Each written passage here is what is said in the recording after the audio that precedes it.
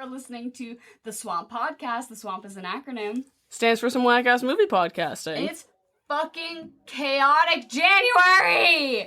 Motherfuckers, and we're starting with a fucking chaotic episode to kick off this chaotic month. We've decided this is our theme, is chaos, because just because it's a new year doesn't mean that things get any better. So, we're here with a guest. Hi, I'm Joey. We've watched probably the most chaotic movie we can muster with our brain cells. It hurt to watch it again. I've watched it several times. Yeah, at this point. So here's the thing, is that I know both of you have watched this before. I've never watched this, but Joey, I do know that you have a particular kind of trauma. Yeah, you have a past with this movie. Yeah, so I've watched this movie many times before, and it has made me have a reoccurring nightmare. And so I'm gonna lay out the scenery real quick. I'm in my living room. My front door is to the right of me. It has one of those like little half moon windows in the front door. I look over, scene pans over to the front door. to the moon, to the half moon. And you see the Cat in the Hat, but you can't see the white face or anything. Just the hat. You see the silhouette of the cat face with the hat and red glowing eyes. And I look at that, I know I'm in trouble, right? And so I look at that, and I immediately try to get to I run to a portion of my house where there are no windows so that I cannot see the Cat in the Hat with the red glowing eyes. Safety. Yeah, exactly. So, it's like tornadoes. Get away from windows, but it's the Cat in the Hat. Absolute destruction. And so you get away from him. But then the really messed up part is as soon as I get away from all the windows, all of the walls, his hands with those little gloves. Oh my god. 4 fingers. Hundreds of 4 fingers reaching out from the walls, and they grab me and they say, "Your parents are dead. Your parents are dead." And then I wake up in a cold sweat and I look around for the Cat in the Hat, but alas, it's never there. It's a dream. So you said this is recurring, as in like from ages what to what? Like, So since I would say since I started remembering dreams, so that's maybe like 6 to 8 maybe. And the last time I had it was yesterday. That's why I'm in a cold sweat right now. I think I haven't had it in a while, but usually if I have recurring dreams, there's a point where I'm able to tip the tide. So like one time, I got like murdered by Michael Myers, and maybe it's just a Michael Myers thing. Yeah. But then one day I was able to overcome it, and I saved my family. I've never been able to beat the Cat in the Hat. He's our final boss. I think that he will get me until the day that I die. But, I bow down to him. He's powerful.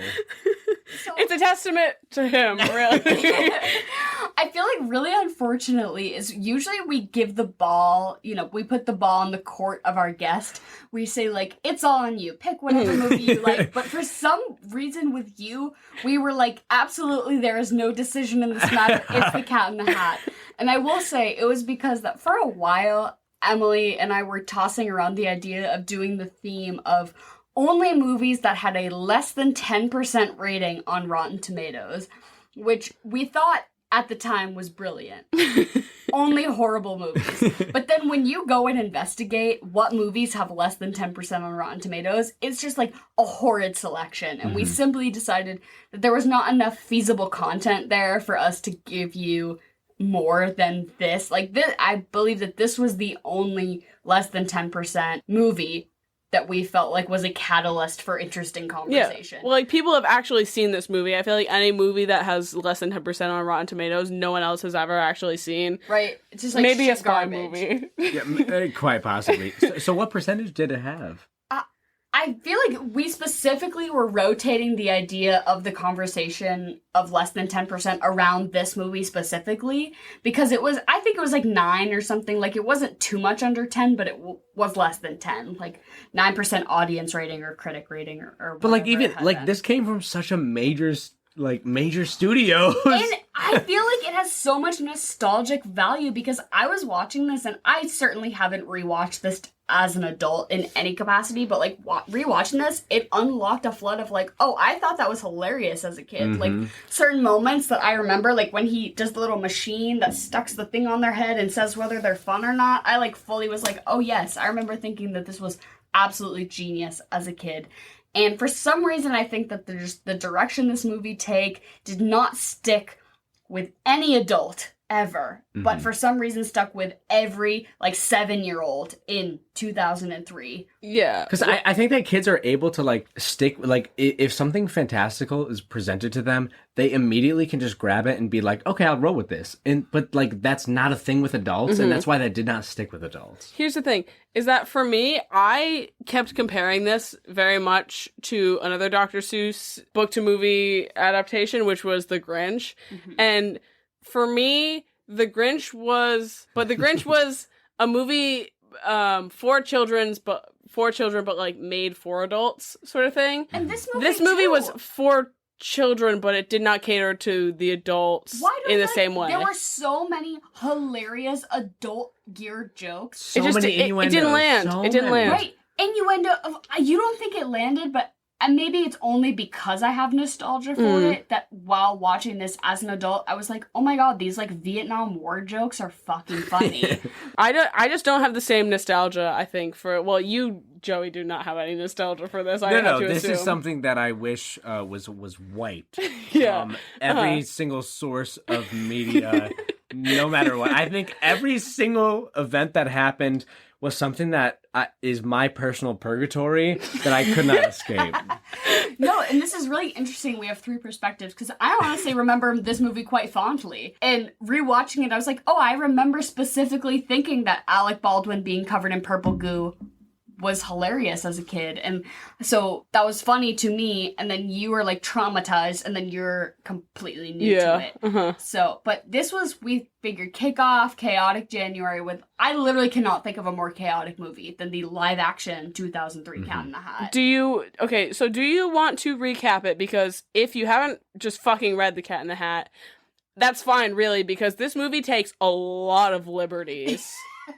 More than it should, probably. Yeah, so true. So, well, The Cat in the Hat, the book itself is, 20 pages max long. Yeah, like, tops. It's so short. It's basically the book form in my remembrance. The cat shows up, these 2 kids, it's a rainy day. He shows up, he makes a mess of the house. They say, oh my god, mom's gonna come home.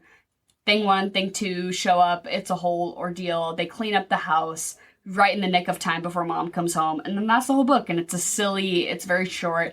And this movie makes a whole ass movie out of it with car chases and Alec Baldwin and also like the space-time continuum. There's a rip in it and it's a box that we have to close and the dog with is the lost. Cat in the Hat multiverse. So. But I guess as far as a recap, it's just Sally and Conrad. They are brother and sister. Their babysitter has left. Their mom has to come home from her job. She gets the new babysitter, who's Mrs. Kwan, who honestly, in my opinion, is fabulous. She falls asleep immediately, serial narcoleptic. And they're like, well, she's asleep. And then the Cat in the Hat shows up. Honestly, he's giving big serial killer vibes. He's like under the bed, in the closet, just terrifying the shit out of everyone. It's Michael Myers. It's honestly horrifying, furry vibes to the max. And then he's like, well, we're gonna do some crazy shit. And they're like, that's so fun. They jump on the couch, thing 1 and thing 2. They make a mess of the house. They're like, mom's having a party tonight. It's not cool to make a mess of the house. And they're like, well, we'll figure it out eventually. Alec Baldwin is the boyfriend. He steals the dog. They have to go find the dog. They go in a car. Who's driving the car? Everything is so quirky and wonky. Oh my god. And then they end up getting the dog and then they go back home. But then the box that shouldn't be open got opened and there's weird goo slipping out of it and they have to close the box. And then they end up closing the box and then, oh my god, but the house is a mess. And then the Cat in the Hat is like, this was my plan all along. I am such a quirky and fun guy. And then they close the box and then they clean up the house. And then the mom says, oh my god, you guys are so great. And then the Cat in the Hat leaves. And then they have a great party and everything is wonderful. And that's the movie. But honestly, in between, this movie, it makes me feel like I'm on fucking crack. Like, this movie makes me feel like I've smoked crack cocaine. Here's the thing. Is that we watched this movie it ended maybe an hour ago, and I am already slipping on everything that happened. Every detail has left my brain. I think there were like 8 acts within the movie. Yeah. Oh, yeah. That I can remember maybe 2 of them from the beginning, but the rest of them just such absolutely crazy asinine shit has happened. And would you believe it if I said that the guy who directed this movie, this is his one and only work? No. Yeah. That so adds up. Nothing prior, nothing My since. claim to fame. Yeah, just the one, the Cat in the Hat movie. Is the Michael Myers Cat in the Hat movie. Here's the thing, is that I have never done psychedelics, and this is the closest thing I've ever done to, like, Right. like, tripping. Is like, when you posed to me, like, Chaotic January, I was like, what movies make me feel like I've done ketamine? Like, straight up that I have shoot ketamine into my veins. And this is the, like, absolutely, without a doubt, this is the first movie that came to mind. So it's why we had to do it first. This movie makes me... What the fuck is ever going... Like, Yeah. I tried to summarize the plot as basically as I could, and there's 8,000 fucking things. There's a fish that talks, who's, like, rhyming and also in charge. But he still talks after the cat leaves. So it's not like the cat leaves and the magic is gone. He just chose because to the start fish talking. Still talks. They do a cooking show parody at one point. Did I miss that? They Yeah, sneak and then into the cat chops off his own tail. I did actually miss but that. the cat in that part of the movie talks like Shrek. Yeah, he does an accent, and it's very Shrek-esque. Oh, Christ. But it's also, they go to a birthday party, the cat pretends to be a fucking piñata, he gets hit, and he's, like, sexually into Gets it. beaten within an inch of his life. Right. I gotta say, this movie, you say it's not for the adults in the way, I think it really was trying to be what the Grinch had done previously, and I just think it was maybe too much, because the jokes, he's like, a hoe, oh baby, I love you so much, or something like that, you know, the jokes were, like, too much. It's either like on one end of the spectrum or the other, and it's for the kids or it's very for the adults, and that's it. There's no middle ground here, Well, it's like, which makes it you're either 8 or 23. That's what makes it so chaotic, I think, is because it can't find a balance. It's a lot. I think they disguised it too well as a children's movie, because I think they marketed it very well as a kids movie. Like, I remember getting Happy Meal toys, like, from this movie. I remember playing the web games from this movie. So I think that they just went way too far with the kids, and so then the adults, like, lost any contact at all with the movie, and, like, didn't even care to pay attention to the adult jokes within the movie. So I know that, like, I was reading some factual information based on this film because I just needed to be grounded in some sort of reality, right? And so I guess that Dr. Seuss's widow saw this film and was so disgusted by what she saw that she then, like, filed a lawsuit or, like, a claim or whatever that every Dr. Seuss-based movie from here on out had to be animated and not live action. Wow. Because she was like, this is fucked up. She's like, this is not, like, what it is. Which is crazy because The Grinch, I feel like, went over so well. It went so well. Which, speaking of, and I'm going to preface everyone here now because I'm definitely going to keep comparing this to The Grinch because it's the only it's the only other live action Dr. Seuss. But so for reference, The Grinch happened in 2000 and this happened in 2003. So, but The Grinch went over so well that I think they clearly thought that this would also, like, be in that same you know, universe of success because they're very similar in concept. Yeah. So what I want to ask pertaining to, like, both The Grinch and this is, do you think that Mike Myers also needed, like, CIA training in the same way that Jim Carrey needed CIA training to get into, like, the Grinch suit? Because it's pretty much the same suit, right? I love this because I put the same note down because that's one of my favorite facts that you've ever imparted on me. Oh, yeah. Is that, like, Jim Carrey needed to go through full CIA, like, military training to be able to uphold the Grinch suit, because that's how heavy it was. I don't know any facts about this, but I did read that Mike Myers was extremely difficult to work with on this film, that he was a total diva, that the studio considered that he was being so divalicious, I guess, that he lost the money. So they sued him for like a few $1 million because they were like, you were such a fucking hassle to work with on set that you owe us millions of dollars. And I think they lost. I think they just settled that he would be in another movie for their studio, like, down the line. It was just Shrek 2. Right, yeah, right. Thank God. Yeah, thank fucking God. But, so I guess he was really difficult to work with, but I did read that they had a ton of fans in his suit, which, I mean, it's only 3 years later, 2000 to 2003, but I guess, like, the suit was only so heavy because there were so many fans keeping him cool in there, but I don't know much about the technicality, but I believe in Jim Carrey's ability to execute military training, but I'm not so sure about Mike Myers. Absolutely not. Absolutely not. Michael Myers has never been through, like, I feel like he's never been through, like, a crazy rough situation. Like, in any movie he's been in prior, he's just been him and been goofy. Yeah. And he's never had to put on, like, this crazy persona that, like, also involved, like, a physical alteration on top of that.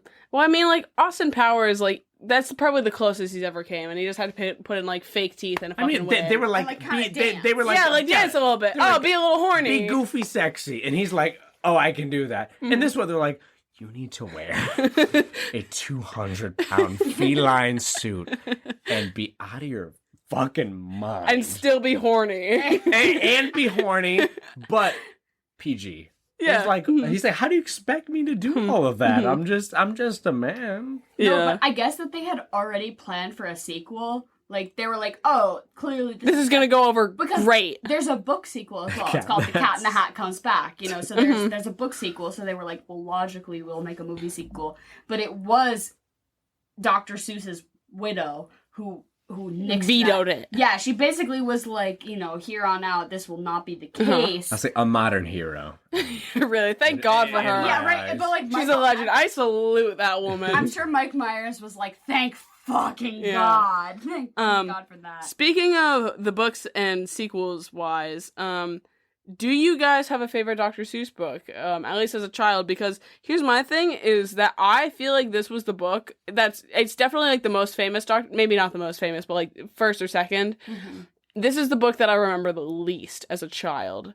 But what was your favorite Dr. Seuss book? Because I will tell you right off the cuff that mine was One Fish, Two Fish. One Fish, Two Fish, Red Fish. Go Dog Go was actually, I lied. One Fish, Two Fish, second place. Go Dog Go was my absolute shit. That was a very good one. I like how they ended up in the tree at the end. Yeah, right? That was very nice. Yeah, just very lovely. Was this one called Pop on Top, or was that just Hop on Pop was a different book. Hop on Pop. Hop on Pop, yeah. Hop on Pop, I loved very much. I like beds. I liked all the fancy beds in that book, and I thought that was a very good book. I know what I would say is my least favorite. Tell me. If I'm going to be negative Nancy, as I typically am. But I fucking hate the places you'll go. It's too much. It's too much. They read it at my 6th grade graduation. Oh my God. And I was like, this is bullshit. And then every graduation card ever is like, the places you'll go themed. Fuck you. Like, fuck you and your Dr. Seuss bullshit. Come up with something original. Jesus Christ. It's like, I'm graduating from college and you're giving me an the places you'll go card. I'm gonna kill myself.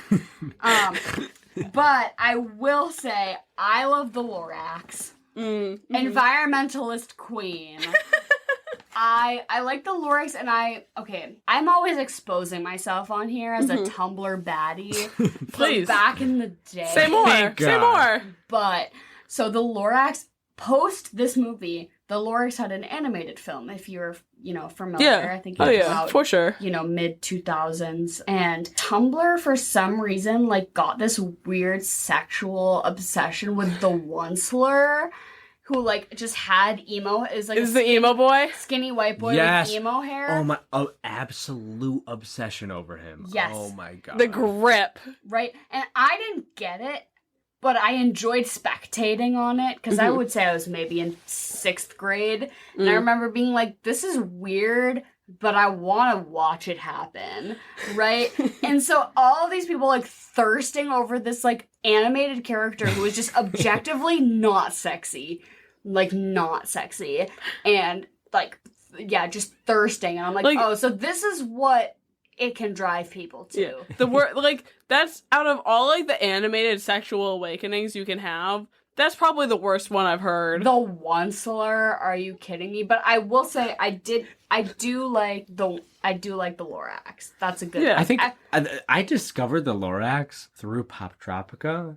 Because when Pop Tropica had like, don't get me started on Pop Tropica. When Pop Tropica had like, you know, it would have ads, would have like, you know, like different Lego Bionicle, Lorax, like whatever was just like very prevalent during the time. They would have like that little like cave you could go into that would be like in that universe, and you could get a special item. And like I discovered the Lorax through that, and I was like, oh, maybe I should watch this movie. This little orange guy looks kind of cool. I think I should watch him. And that's how I watched. Just turns out bitches on Tumblr are acting so horny that we just have to include this bitch in our video game. I also liked Horton Hears a Who a lot. I never saw that one. Oh my god. He was, oh my god, Horton, poor baby. Right. Well, like, not necessarily the movie. I don't the book, but the book, he heard the Who, and he had anxiety, and I related to that as a child. I was like, me too, bro. Yeah. I hear voices, and I am also anxious. That's, like, such a prevalent, like even, okay, I know this is kind of whack brain here, but, like, so many scientists, they discover such whack shit, and then the community does not, like, listen to them for, like, let's say, like, 50, 100 years. And that's Horton. That's Horton. Yep. 110%. Believe women. Honestly, the Marie theme is Curie. believe women. Not only in science, but also just in life. You know, when they hear a Who, it could be important. Listen to what they say. Oh my god. I feel okay, so I always feel like I have this habit of like pointing out on the podcast where something we're covering has some connection to being something problematic. We have to address it. And I like have to address it, but I'm like not gonna talk to it on any sort of educational level because I'm just not that smart. But I do have to say that we do recognize, like, just know that we recognize that Dr. Seuss is not has done some really problematic shit. I used to work in a library. We didn't ban the books. We just put them in a special section where you had to like sign them out to take They're them locked. out to make sure you're not like a white supremacist, you know. But or like, you know, whatever. But it just, I understand that Dr. Seuss has written some books that have some really problematic racial stereotypes in them and therefore kind of decredit his whole body of work because he was probably kind of a little bit shitty. Yes, I know this to be true. I'm not smart enough to say anything beyond that, but I just wanted to say it, to put it out there. We know that this source material is bad. The Cat in the Hat is probably not the best.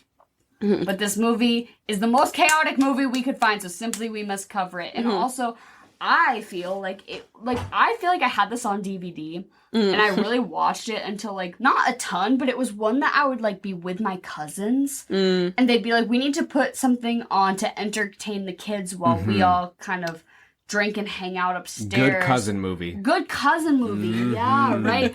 And so maybe that's a theme. Cousin movie. Like movies you specifically watch with your cousins, because I feel like I only watched this like not at my own house. It was like my parents were like, you know, drinking wine upstairs and like having a good time, and they're like, yeah, we need to entertain the kids, so let's put on the Cat in the Hat. That's a good 80 minutes. You know? Like nothing against my parents, but like simply it is the truth, and that's why unlocking the memories, I'd be like, oh yeah, I was like with all my cousins in some random basement watching this almost every single time. One thing I will say, and just because we always get into the casting of this movie, is that Dakota Fanning was fucking booked and busy. I would say so is Spencer Breslin at this 100%. time. I didn't even realize he was a Breslin. Until you just brought this up Right. like 2 hours ago. These two child actors, I feel like they were at their peak, and this movie had the budget to get them, clearly. Oh, yeah. These were probably the peak two child actors, and they tried to make Spencer Breslin to be like a rambunctious boy, like he needs to go to military school, basically. And I just don't think he fit the part because I'm like, you seem too precocious and like book smart. He always played that like kind of, I don't know, a little too wise beyond his years a little bit character. And I didn't really get that from him here. They tried to do it in Zoom as well. The movie Zoom, starring him as well as Tim Allen. When was they that were the like superpower one? Superpower, yeah, the super. Yes. And he could blow up his limbs. Yes.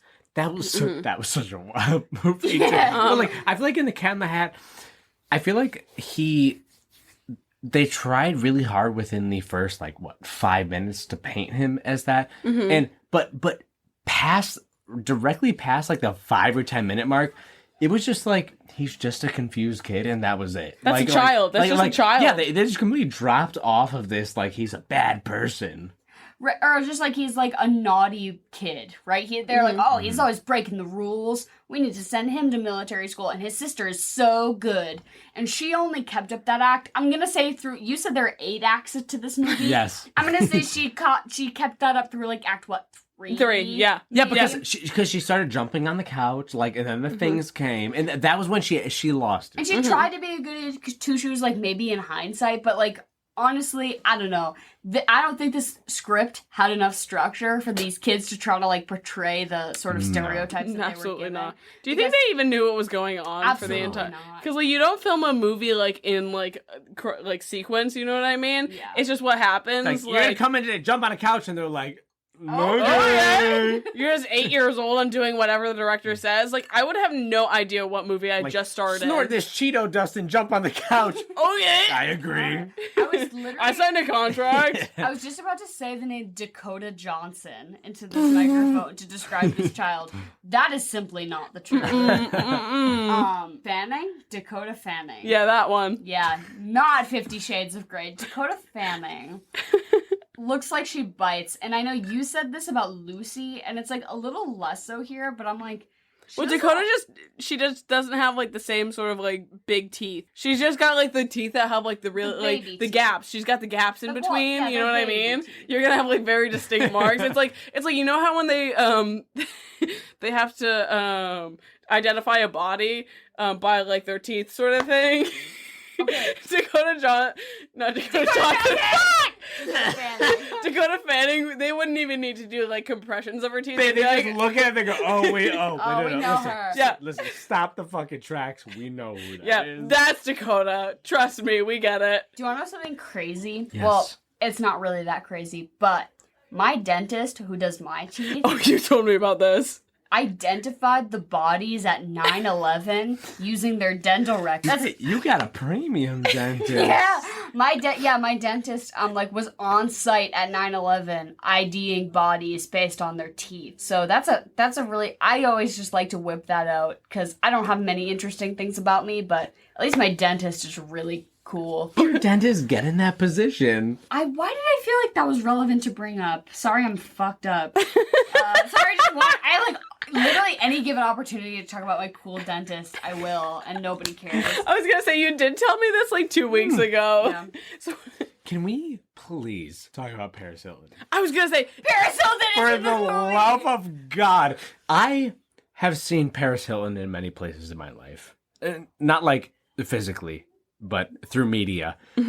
I would have never expected, and I certainly did not remember from my nightmare childhood viewings of this movie, that Paris Hilton was in it being admired by feline Michael Myers. What's that about? Beautiful. There's like a party scene, right? And they go into this weird cave. It's a club. And it's fully an underground club. It's a Cat in the Hat club. Like a club scene. He owns it. And she's just there, but they don't address it, and then they leave. And I think it's like I'd see another fun shout out for the adults. I think it's just... That was the most... Honestly, there are so many jarring parts about this movie, seeing it for the first time. That was the absolute most jarring part. Mm-hmm. My jaw genuinely dropped. My hands went up in the air. I screamed, Paris Hilton? Like, why? I could have never, in every single twist and turn that I could have maybe thought about for this movie, I would have never in a million years guessed that I would see Paris Hilton here. And she was on screen for maybe 2 seconds. And that was enough. And it was glorious. And you could, and you could see she was glowing in her raw energy. That was Paris Hilton. That what wasn't playing a part. That was just Paris her. Hilton. Yeah, they put on some music. She was swaying her hips. Yeah. That's you. Yeah. All right, job. Paris. Is there something about being so iconic that you can just book roles where you just have to show up and be yourself? You're just you. For 10 seconds, like not even. They're like, I bet she was maybe the highest paid person in this whole film. Is that she showed up for 10 seconds to be herself and left, and they're like, the adults are gonna love this. And that was all. That was that. That's all she needed. That's 110% right? all she needed. All Paris Hilton has to do is show up and then leave. And that's it. But I think in cultural relevancy, I do believe she got married. Like, she did just get married. couple Yeah. weeks ago. Yes. I remember seeing a thing about her being like, I would see House of Gucci, but I'm on my honeymoon. I'm on my right? honeymoon on a private island, and the only place it is playing is in theaters, so I will not be seeing it anytime soon. And I said, she's still iconic. Just as iconic the day she started in Cat in the Hat. Right, I love to hate on Was she on the capitalism. red carpet for Cat in the Hat? I fucking hope so. Oh my god. She's wearing the Cat in the absolute Hat, most during the Cat in the Hat Red premiere. carpet? Are you kidding me? What You is you Mike bet Myers you bet wearing? Michael Myers arm in arm with Paris Hilton destroying the red carpet. You bet it happened. Spencer Breslin wearing some. Okay, he's fully wearing gauchos. Did you have gauchos? I did not. In the early 2000s, you didn't wear gauchos? I don't think. I mean, I probably did, but I don't know. I definitely had those plaid shorts that every single girl had, That's or true. capris. You know what I mean? Did you have gauchos? No. Okay. I guess Did you? You- It this sounds is a like ve- you had gauchos. This sounds like a very personal had thing. gauchos. I had gauchos. Was it okay? I can't say it was just me because we simply, as like an early 2000s reminiscence, I know that my gals out there, My gaucho. my gaucho gals, my gaucho gals out there, like it was Gorgeous girls Wear wear gauchos. gauchos. Oh my god. You can't do that. Okay, $10.99 a month to join the membership for the Gaucho Gals. Oh my goodness. Okay, I can't believe this wasn't your truth, Emily. No. They were just comfortable pants. Mhm. They were just comfortable pants for Listen, a young woman to if- wear. Are you sure? If you When's look- the last time you wore Gauchos? When I was 8. If you looked at and you remember how they felt? Yes, they were nice and loose. They Here's ended the- at the calf. here's the thing: is if you looked at me now, you'd assume I wore gauchos as a child.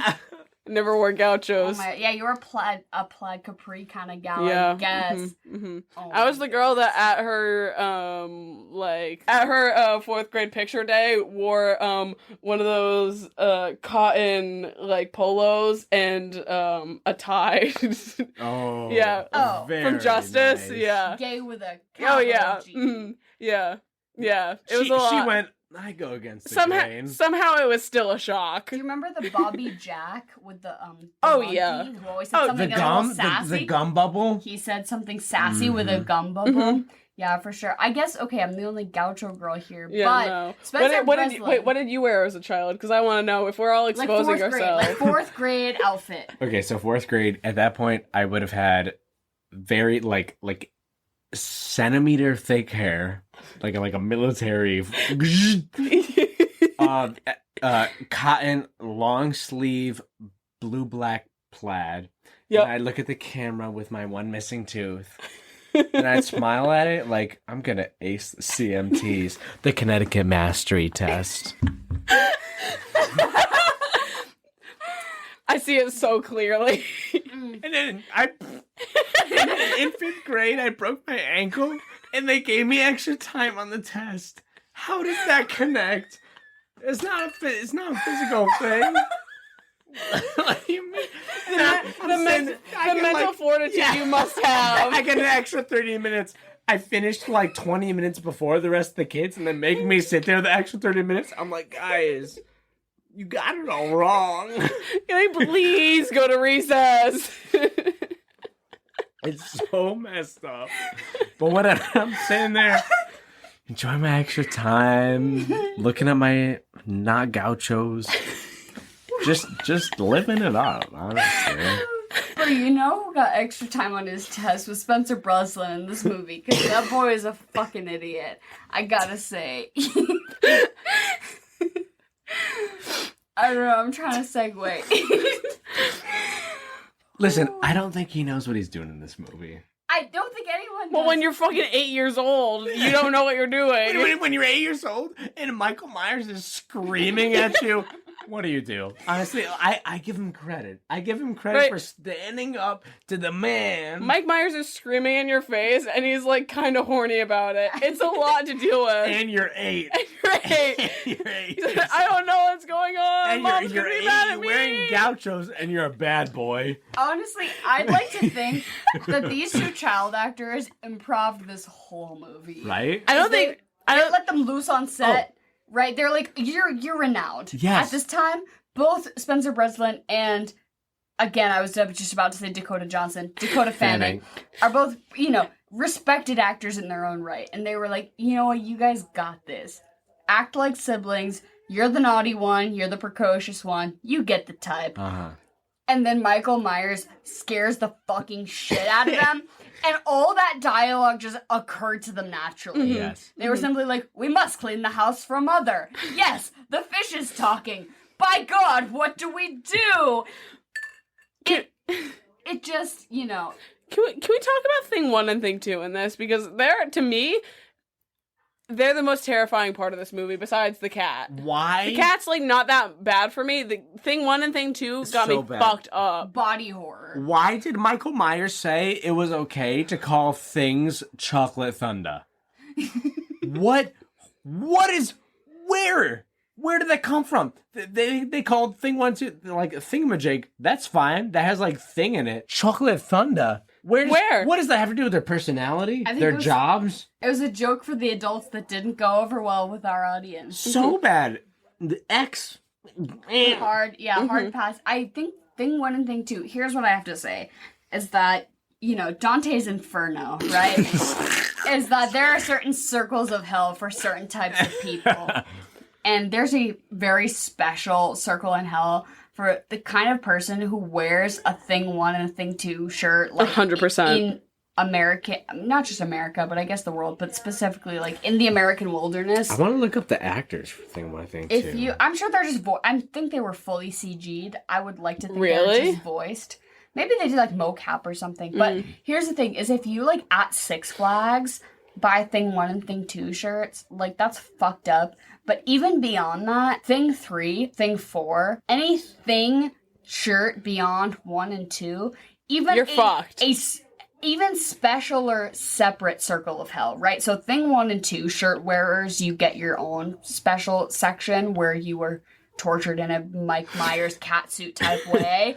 But like people who wear thing whatever, like sexy 1 and sexy 2, no, there's a subsection for you that's like waterboarding. Like Yeah. worse than waterboarding. I can't even come up, like my brain is not capable of coming up with something bad enough for the kind of person who wears a thing whatever shirt that's not even canon within the film. There's not much to say about it. It just sucks. I You mean, suck. You fucking suck. I'm just specifically talking about like t-shirt wearers. But Yeah. the characters within the film. As someone that's like a twin as well, my fucking nightmare, my absolute nightmare. Thankfully, I've never in my 22 years, In your 22 twin years. been put in one of those. But it was more than I could even begin to handle if that was the Okay, case. so you pulled up a photo, and it's clearly a mocap situation where it's either mostly like makeup or like makeup plus mocap. Taylor Rice and Brittany Oakes. Thing 1. They're and thing not 2. twins. No. They're not even Completely sisters. different.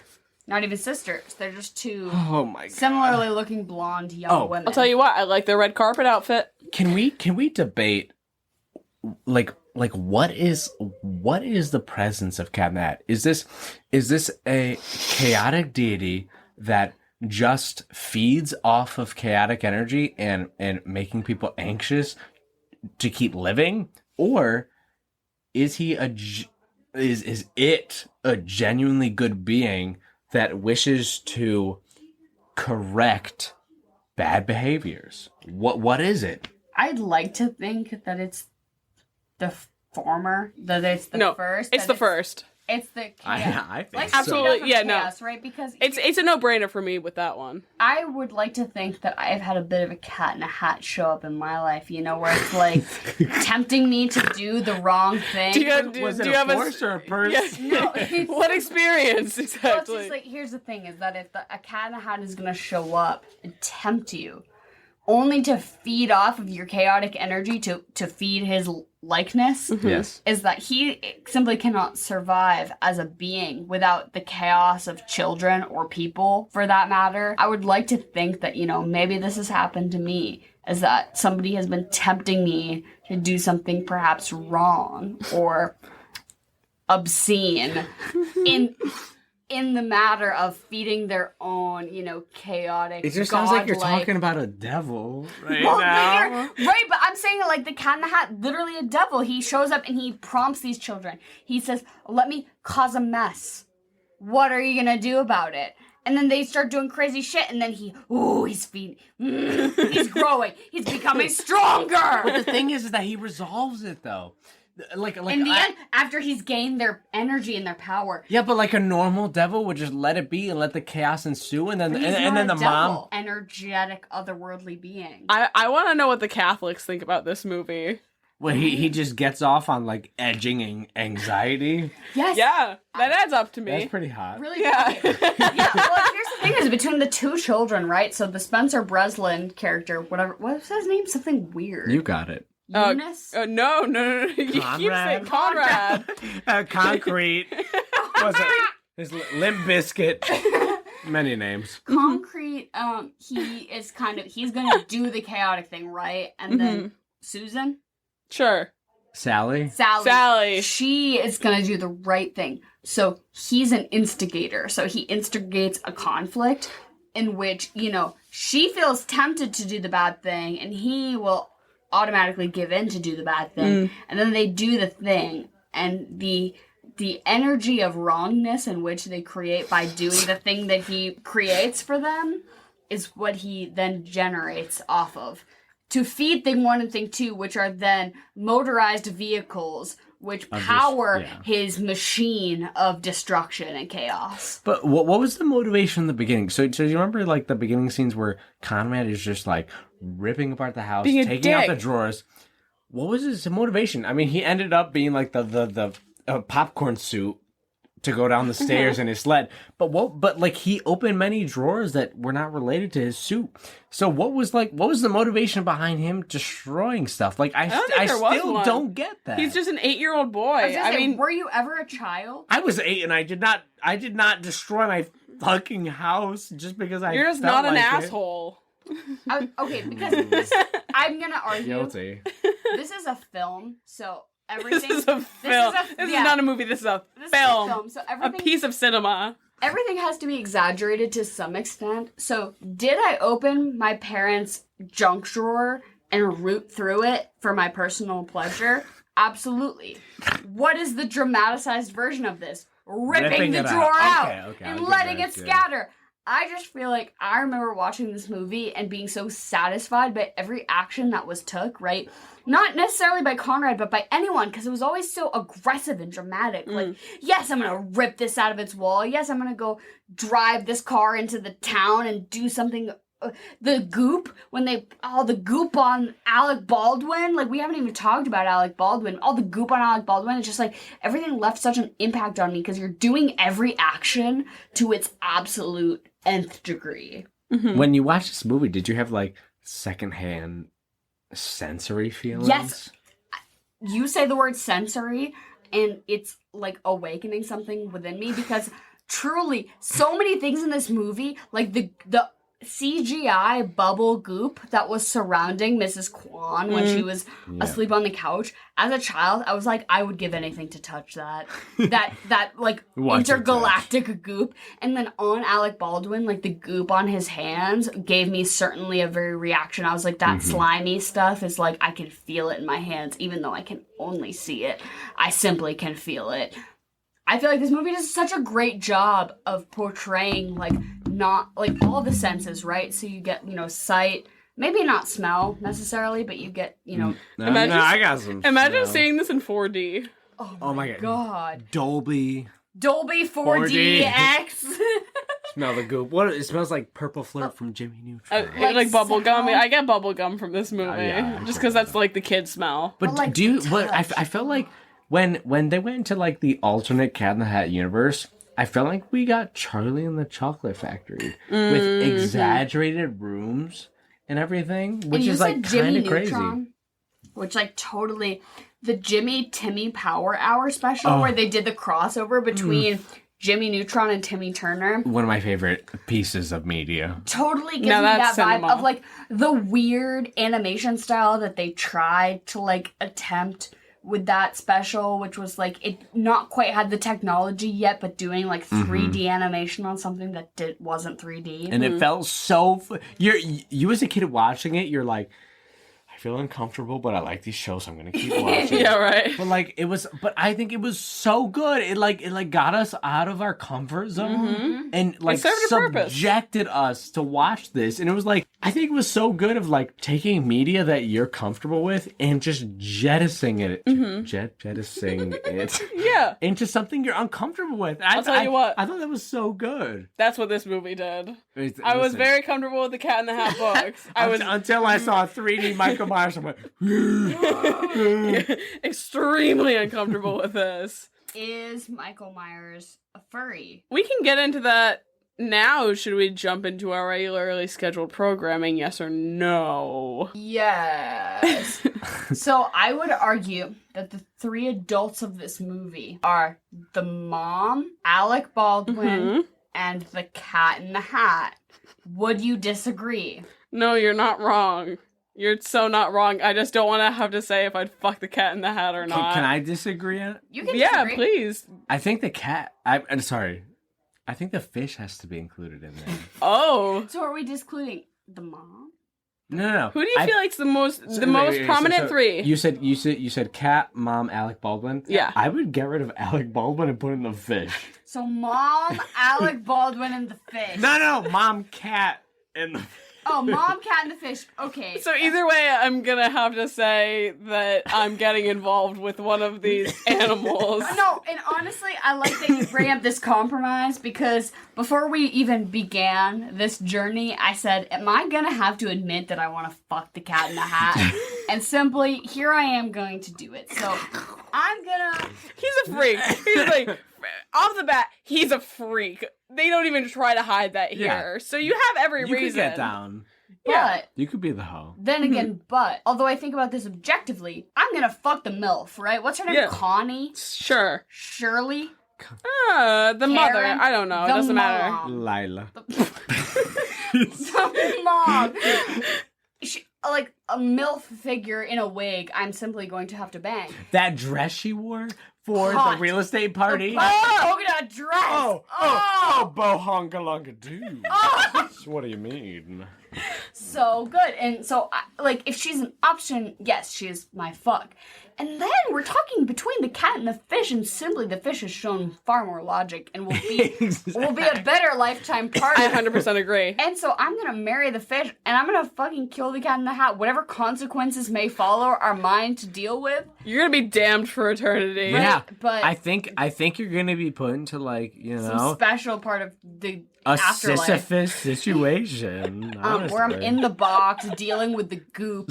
But yeah, in that Keep the goop at bay. in that 3, I just like I know it's not okay to marry a fish, but At least you're not fucking the fish. at least I'm not. Yeah, okay. So, but that's my answer. Is that I just think that's the most No. reasonable. I am gonna have to copy and paste you because I entirely agree.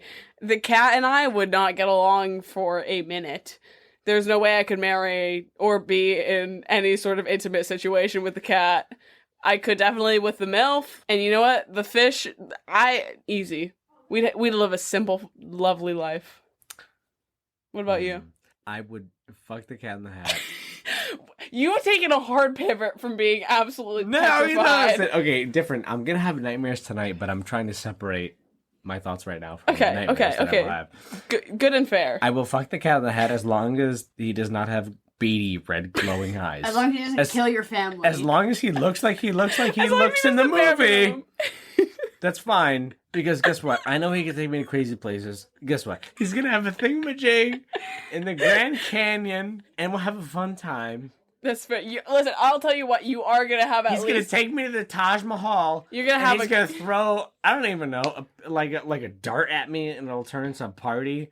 You'll have the craziest time with the Cat in the Hat. I just don't know I if will I'm ready marry the MILF. Yeah. Oh, good call. Because beautiful. guess what?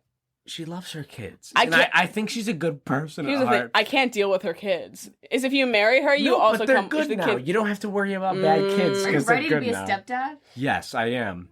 I think And- you'd be a good one. Thank you. I've been thinking about life lessons that I teach children, and I mean I get anxious at times, but I've been thinking a lot recently, and I think if I took it slow, I could really teach some good things. Past that, I agree. I would kill that fucking fish.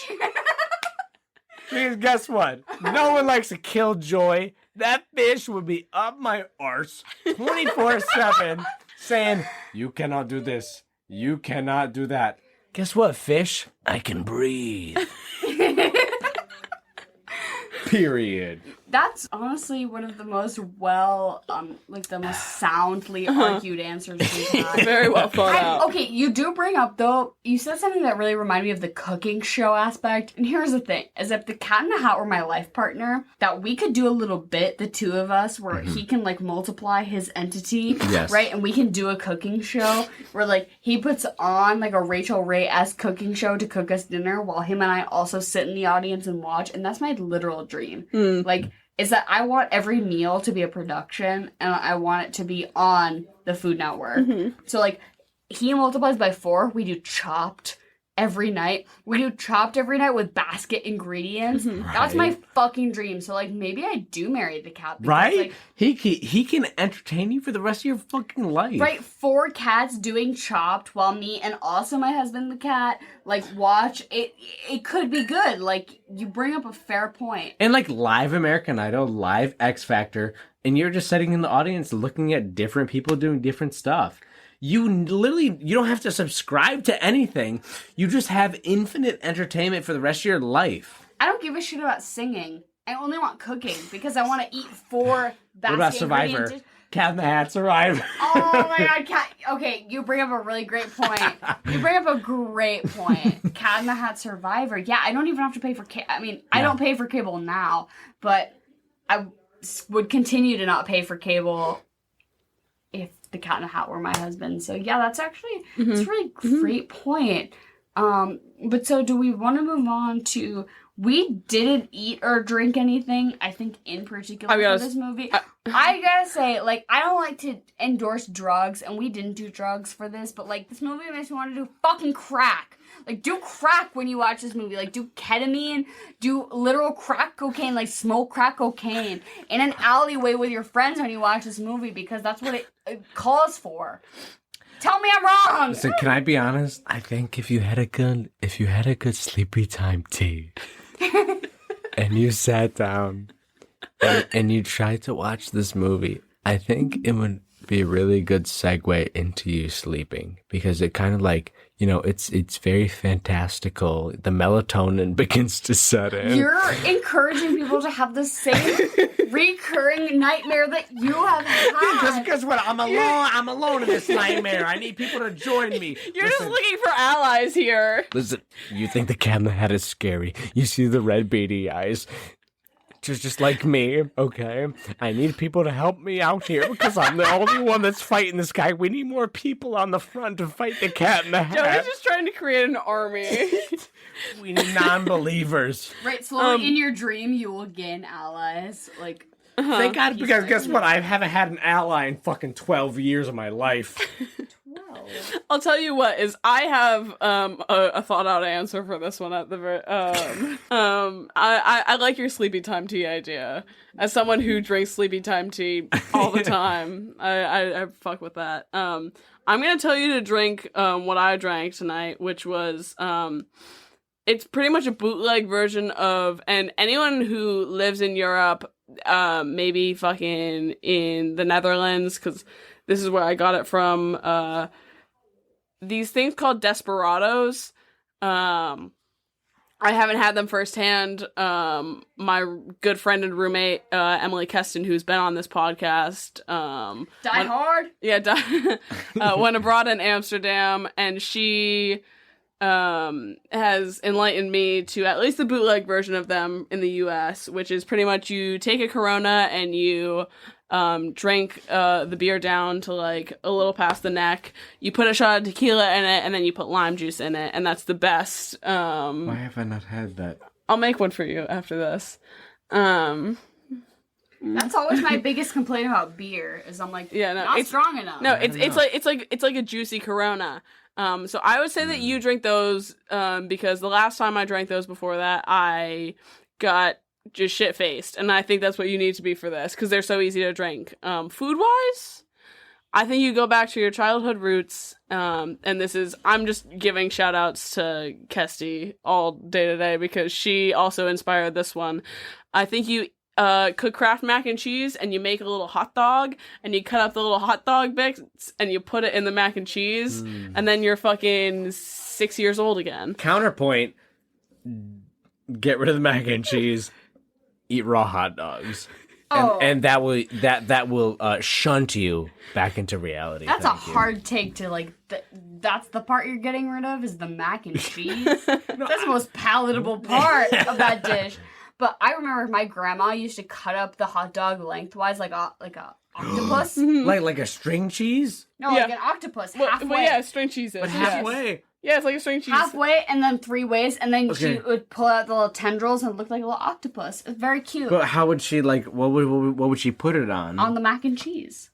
On top of it? Yeah. Mm-hmm. It's like sitting on a sea of mac and cheese. An octopus in a little sea of mac and cheese is very cute. I feel like it's a monster.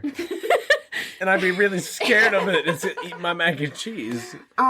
It was just nice because you got to eat the hot dog. Mm-hmm. It was my... Was it cooked? Yes, it was cooked, of course. I think you're the only person I've met that has some experiences with raw hot dogs. Uncooked hot dogs? What the fuck? Raw hot dog gang. Yo, DM us if you ever had like a raw hot dog experience. Subscribe, like, comment below if raw hot dog gang. We're just trying to find allies for you tonight. Literally, I'm so alone. Literally so disgusting. You know when you realize like your experiences are not your own. All of your experiences are your own. If anyone has had a nightmare of Cat in the Hat with red beady eyes or has eaten a raw hot dog, try to contact me on LinkedIn. Okay. No, slide into the DMs. We'll transcribe the message into hieroglyphics and then give it to a carrier pigeon in a specialized note that will be very cryptic, and you'll have to solve the clues. You'll have to like go to many national monuments to find out what it means. It's what the cat would want. Yeah. And what would you follow this up with? I have a very specific movie that I'm going to answer you. I'm glad you moved on because I didn't have a single thing. I just said my only comment for what to eat or drink was something gooey. Right, as I was Fair. like the goo, the purple goo at the end. If you can emulate that in any way, shape, or form, like that's what to go for. But otherwise, I don't. But what do you follow up with? Is I had 2 answers. So I think that the person who directed this had some involvement with the Edward Scissorhands movie, which is through IMDb fact. The houses and the color palette in this movie are like extremely similar to the sort of like pastel-y Edward Scissorhand house, sort of cul-de-sac thing that they have going. So I'm like, you could go for that, I guess, if you're being like factual. But vibes, based on vibes alone, Spy Kids 3. Ooh, that's good. Here's the thing. I love the Spy Kids movies. That's like the Lost Island one with Steve Buscemi. No, that's number 2. Number 3 is when they're in the video game. Oh, that one. Fucks. Oh my god, with Elijah Wood? Yes. So I love Spy Kids 1, 2, and 3. We've never covered any of them on the pod, and we will. That's kind of messed up. Someday in time we will, because like, they're some of my favorite movies ever, but Spy Kids 3, very specifically with the guy who is Elijah Wood, they're in, like, stuck in a video game, and it just very gives me this specific time in my life. Maybe when this movie came out, just, like, again, in the basement with your cousins type beat movie, like, that's just what I get from this, and it makes me really want to watch Spy Kids 3. Like, this was just purely organic. I don't know. I was watching this movie, and it's like, I want to watch Spy Kids 3. Miss being in my cousin's basement watching Spy Kids 3, thinking Elijah Wood is the coolest guy ever. So that was my recommendation for what to follow this up with as far as vibe. I like that. For me, it's Rugrats in Paris, and I won't elaborate. I want a mom that'll Make it last forever. I want Similarly to yours, make it all better. It just hits the vibes for me, and that's that. Okay, Rugrats in Paris was literally one of the saddest movies ever made. It's so messed See, up. I never had that experience because I watched it maybe once as a child, and then I watched it like 2 years ago when I was drunk. And what, you weren't sad when you watched it when you're drunk? Nope. You need to check yourself. Like, I probably was for like 5 minutes. I'm over it now. I've moved on. I talked about it in therapy. I'm good now. I love that for you, but in high school, I had a friend who got dumped, and we all went over to, like, console her, and for some fucking reason, we put on Rugrats in Paris, and then we were all crying. Every single one of us, in unison, we were crying because Chucky doesn't have a mom. And it was no longer about my friend who got dumped, but it was suddenly very much about Chucky who didn't have a mom. And I don't know if that was the best way to deflect the situation, but it felt right at the time, so I stand by it. What about you? Do you have any recommendations? Yes. So I think to kind of stay in the same universe of, like, throwing a little bit of the unknown and magical into your life, Zathura. The sequel to Jumanji, where there was limited swearing. I think the word bitch was said once, and it grabbed our attention in 4th grade. Just because Zathura starts off so real, and then it introduces this otherworldly aspect, like, probably like 30 minutes into the movie, and then the rest of it is otherworldly, but it still feels so real. So it's kind of like, it's a little like perpendicular to Cat in the Hat, because when you jump into the Cat in the Hat, it's so out of this world, and it's so unbelievable. I think Zathura is a really good, like, calm down to kind of like, you know, it's kind of like a little dose of the, ooh, wow, this is crazy, but it still feels very real. So I think that you could, like, microdose Zathura to get back to where you need to be. I love this. Like, I could not full body agree with you more, because this movie, I, like, maybe not quite the same. I'm gonna say the Cat in the Hat, I was like, what, 6 or 7? And Zathura, I was maybe like 8 or 9. So it was just like maybe the next step in life beyond it. But as far as, like, the age you were, where every movie you watch, you dove in headfirst, right? So every movie you saw, you were like, this is the reality I'm immersing myself in. You accepted it for everything that You're like, it was. nothing is objectively good or bad. I simply am accepting a movie for being an experience, right? Where you had no, like, concept of having an opinion, really, or just, like, liking things. I don't know. But Zathura, we had it fully illegal, like, not illegally, but what is it, like, burned onto a disc? Yeah. Like, we, like, fully, like, copied it from TV onto a disc, and we had it in my house. And that movie's fucking crazy. Kristen Stewart is in it. Who's the fucking bitch from The Hunger Games? PETA? Who plays PETA? Oh, Josh Hutcherson. Josh Hutcherson is in it. Fucking bitch from the Hunger.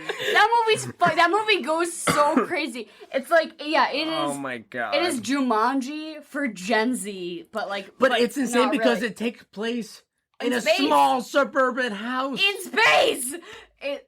What the fuck? Wild. And then also, like, the scenes with, like, the furnace downstairs and the robot downstairs, Crazy. terrifying. Very scary for a small child. Nightmare-inducing. Like the Cat in the Hat with the beady eyes. So. Just saying. I really remember, like, what you're saying. That movie, I don't know. That movie was wild. Kristen Stewart was in it. It was fucking wild. Made me feel crazy. As a kid, I was like, oh my god, movies can have plot. Outstanding.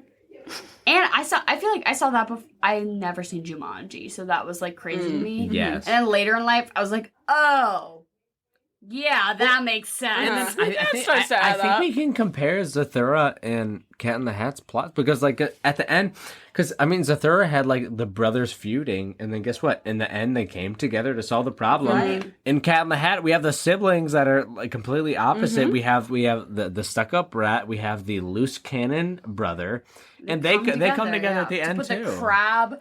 Honestly, that little crab lock. Crab on the box, that baby. Little crab lock is I want it on a necklace. It's stunning. I know a That bitch was has that as adorable. her septum piercing somewhere. Oh my god, I stunning. hope so. A little crab. I wish. A little crab stuff. Not me. For someone even- else, though. Maybe for you. Earring. It could be right. It could be right. It would be a little heavy, but, it would be right. Yeah. It would still feel. So what would you rate this movie out of 10? 3.5. Yep. I'm sticking out a solid 3. 3.5. This movie is like entertaining in the way that it was to me when I was 7. And there are a few jokes that penetrated through to me as an adult that I was like, haha, that's funny. They put that in there for the adults. But it still makes me feel like I'm on crack, which I don't like. Like, I'm like literally, you can be straight sober watching this movie, and you're like, why do I feel like I'm on something? And it's just, and not even in a good way. You're like in an off way. You're like, I feel a little off watching this movie. It's just not great, right? You know, it's not settling right with me. What about for you? I give it a 2. I don't feel like myself. Nightmares! I watch this movie as a shell of a human being, and I watch it, and I remember why I have my recurring nightmares. I see Michael Myers in the Cat in the Hat, and guess what? I don't see that cute white face. I don't see that pearly white face. I see red beady eyes staring at me from the other side of the nightmare realm, and I remember why I wake up in cold sweats. Yep. And this movie sucks because of that. That's fair. That's fair and extremely understandable. Well, thank you for coming on here and reliving your trauma with us. Yeah, thank you for being our only guest who we like fully did not let choose the movie. We simply were like, what's your most traumatic childhood experience? Oh, we're gonna make you relive that like on the air. So that was pretty chill of you because I like being here for the ride. I think it's very important to share my experience emotion, to find out who else has the same experience because I know they do. We'll send them your way. Please, I'm so sad. But thank you so much for listening, as always. Yeah, this was The Swamp. Thank you for listening. All of our social media are in the description below. Just send us your comments on what you want us to talk about. Movies, themes, chocolate or vanilla, fucking whatever. Please DM us. We love it. It makes our day. I promise you. If you're like, oh, I don't want to DM them, I don't want to be annoying. Like, no, you're not. I would cry every time. And thank you so much to our guest for being here with us for Cat in the Hat. I'm sorry we forcibly pushed this on you, but you were wonderful. No, it's fine. I love it. Signing off, Joey. And we love you all. We're continuing on with Chaos Month next week, so keep your eyes out for some chaotic movies we're doing for January, and we'll love you all. Goodbye and good night.